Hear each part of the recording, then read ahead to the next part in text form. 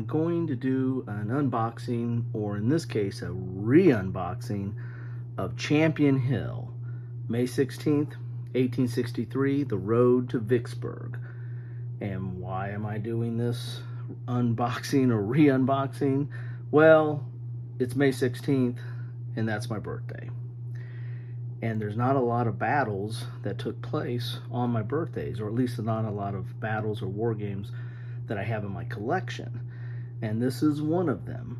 And I've played this a few times, and it's fine for what it is. It's not my favorite in the Civil War tactical genre. I think it's probably because I do a lot of solo play, and this one is a little bit harder to do because of the order writing that you have to do in this game. So, but hey, it's my birthday. I thought I would, celebrate it with Champion Hill, at least doing a quick re-unboxing and talking a little bit about this game. I'm happy I got this far. That's something I should be very, very grateful for, especially given some of the issues I've had over the last few years. But if you saw my video I posted yesterday, we kind of did a pre-celebration. I went to a really good restaurant. So if you're ever in the southwest Missouri area, or in Branson or south of Branson, recommend that. Check out that video and recommend that place. So this is part of the Civil War Brigade Series. It's actually game number 10 in that series, and the series designer is Dean Essig of the Gamers, and his designs now were picked up by Multi-Man Publishing, or a lot of his designs are picked up by Multi-Man Publishing. The game designer for this game was Ken Jacobson, and let's get into the box here. You can see they're the Gamers, which I think, again, a lot of their stuff was taken over by Multi-Man. So you get the Civil War Brigade Series, and this is the only, I believe this is the only game I have in the Civil War Brigade Series. And I like series, so if I get a couple more games in this series, then I'll get more familiar or become more familiar with these rules, and then who knows, maybe I'll love it. But playing with this, here's the series rules right here, which are 40 pages. Of course, the back page is really just more of a help guide. But they're triple column, black and white. There's charts in here as well. I mean, the charts that you need for the game, which I need to pull these out, and there's a way that you can, I think, pull these out here. But I've downloaded some of this stuff and have it in a separate book to go over this game. I really, for one game, I pulled out a lot of stuff offline to have the player aids and stuff for this. But it's not an overly complex game compared to maybe some other games out there or other systems out there. But for Civil War, it was, I don't know, I found that there were some other Civil War tactical level games that I found just a little bit more easy to grasp and get into. And this was, just a little daunting at times, especially trying to get through the whole command structure and how orders flow, which, probably do a really good job of simulation. But I don't know. For me, again, since this is the only game I had in the series, the complexity of it just really kind of drove me off a little bit. So there's quite a bit of narrative at the beginning, right here, talking about command and control and the orders, which again is an interesting system, and some people probably swear by it as probably this is an awesome system. And I think this would be an awesome system maybe to do double blind. But again, I do a fair amount of solitaire play, playing both sides. So this made it really kind of hard to get into this one. I just didn't have an opponent for it. But there's an example of some of the orders that you do on there. You have to, in the arriving time and the receiver and the sender. And it's going to be different on who who the receiver, who the sender is, makes a difference. And there's a timing element, and there's an element of the leader, how they accept the orders and stuff. And then you have your whole command structure here. So I mean, as a study in Civil War command structure, this is probably your series. You probably just want to pick this up and dive into this. For me, I just wanted to get it into the table and started pushing some counters around, and it made it a little bit harder to do that. Again, I've only had a few of the plays under my belt. One of them wasn't even a full play, but I got pretty far through it. You see all the charts are in the middle. Not a big fan of doing that, but I'm sure they had their reasons. The combat itself wasn't, again, was a little, I didn't think it was super complicated, but it was hard to get to because of all the commands and how you do commands and movement. But once you got to it, it wasn't that complex. It was a little old school. There were some other games I've played that had kind of the way this combat worked out. And then you had your different situations here, or kind of status effects of where a unit was, and how that moved up, and how the leaders affect that, and rally and all that. So I mean, as far as rules go, it's relatively comprehensive. I think it's, again, on this if you're looking at the continuum between simulation, which what we're trying to do in some of these war games, and some manner of realism, however you want to define that. So between the continuum of simulation and playability, this is, in my opinion, is very heavy on the simulation side and the detailed side and the complexity side. And for me, it wasn't as playable. Now, maybe I just haven't played it enough. Maybe I need to get into some other games in the system. But this was the first one I picked up in this series. And I don't know if they're still doing the Civil War Brigade series. Maybe they are. Please put comments if you know anything about this series. And if you're a big fan of this series, tell me what I need to know to get into this series. This is the one's rule specific for Champion Hill. So this is going to have the special rules for Champion Hill, and then you have your mark-off charts, for the different, the Union loss chart and the Confederate loss charts will be in here in this book. And again, I printed these out I was able to get some of this stuff offline, or maybe I made copies of some of this stuff. But here's all your loss charts as you mark off losses and stuff.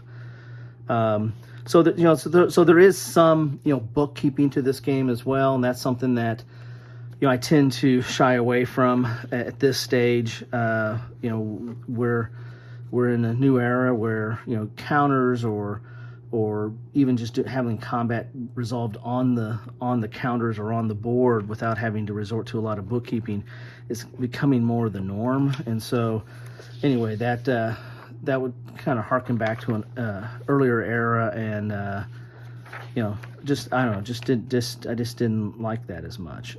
This is some of the stuff I just printed out, and I think I have even more stuff in a book somewhere, a whole binder that I printed out of stuff or copied off of stuff. So then you get the map. I'll take a look at that, and then you have the counters. I have these in a counter tray. So the nice thing is all this fits into one counter tray and fits into the box nicely. Let's look at some of the counters here. So let's take a look here. So there's a leader there, another leader. There's Sherman. Let's look at some units here. Oh no, these are like extended line units there. Here we go. We've got some units in here. So there's not a ton of counters in here. And what this battle was, this was a battle of, if this was part of the Vicksburg campaign where Grant went down the river. It took him a while to get around the Confederate forces that were, fortified at Vicksburg. But instead of just going right to Vicksburg, he went across land and took out the Confederate army. Basically fought kind of two battles. There was two Confederate generals, had two separate forces, and he went across land and took out the one Confederate general forces then came back, and this was one of the battles on the way back at Champion Hill. Fought this battle, and then proceeded to, and this was part of forces that came out from Vicksburg to try to challenge him, and he was able to defeat this battle. They retreated back into Vicksburg. He had a siege, and then, of course, triumphed on his siege of Vicksburg. So, and some of the leadership here, some of the leadership for the Union is not especially great, and that adds to the to the situation. And again, these rules probably do an excellent job of. There's the back of the box there. These rules probably do an excellent job of recreating that and bringing in that leadership command. But as I said, it just took.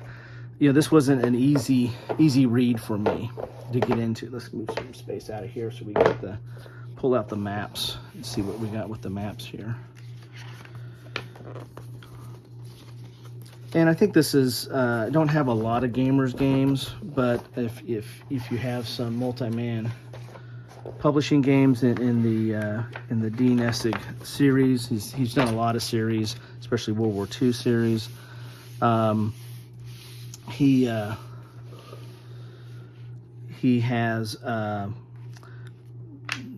the maps are relatively somewhat standard colors. They're not a lot of dramatic effects. Now this has a lot of woods on it, which is nice, but the regular, you just have the full hex colored in, so not from the perspective of is it pleasing on the eye. Not especially, although the woods are nice. It's more functional, right? You know exactly what the terrain is by the full hex that you have there.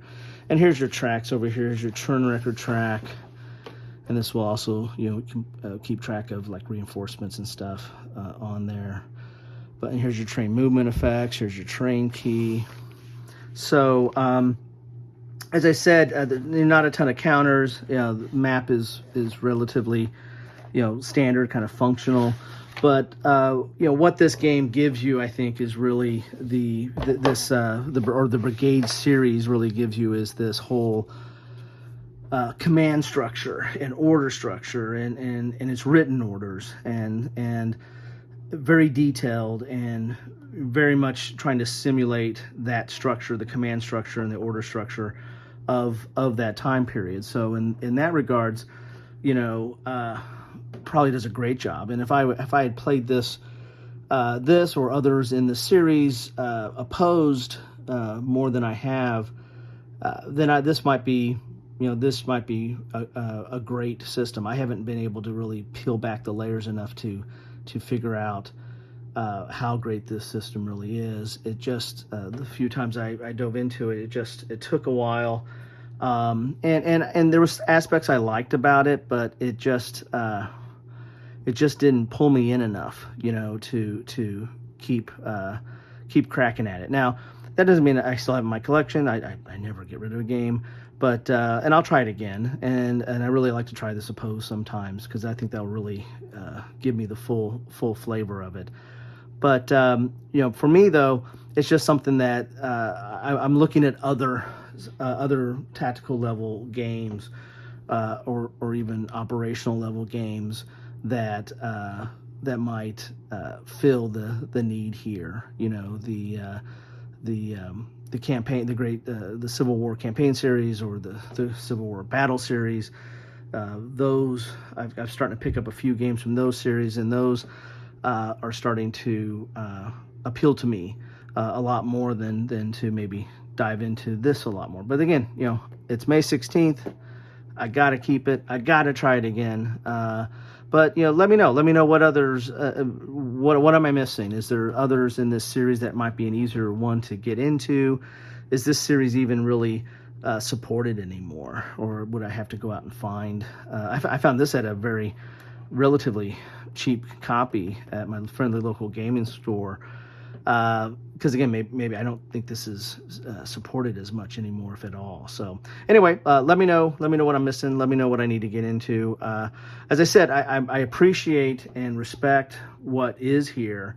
It's just that I don't know if I want to give it that amount of time to really dive into it. Now, if you're a disciple of the Civil War Brigade series and this is the end all to be all, then by all means, let me know. Let me know what I need to try on this, and I'd appreciate it. But again, I'll try it again. Not today. Don't have time today, but I will try this again. And just thought I'd share this with you. If you guys know of other battles out there or games that portray battles on May 16th, let me know. I will dive into those or take a look at those. I think there's one game out there, if I'm not mistaken. I think Dam Busters, the Enemy Coast Ahead Dam Busters. I think that took place over a series of days, but I think May 16th was one of them. So maybe I need to try that one out. Check that one out. Anyway, thanks for spending some time with me. I know it's precious. So any amount of time you spend with me is greatly appreciated. And this was kind of a re-unboxing, kind of a sort of a review, but just some of my initial impressions. And again, very limited given on my experience, and I need more. So thank you all, and have a great rest of the day.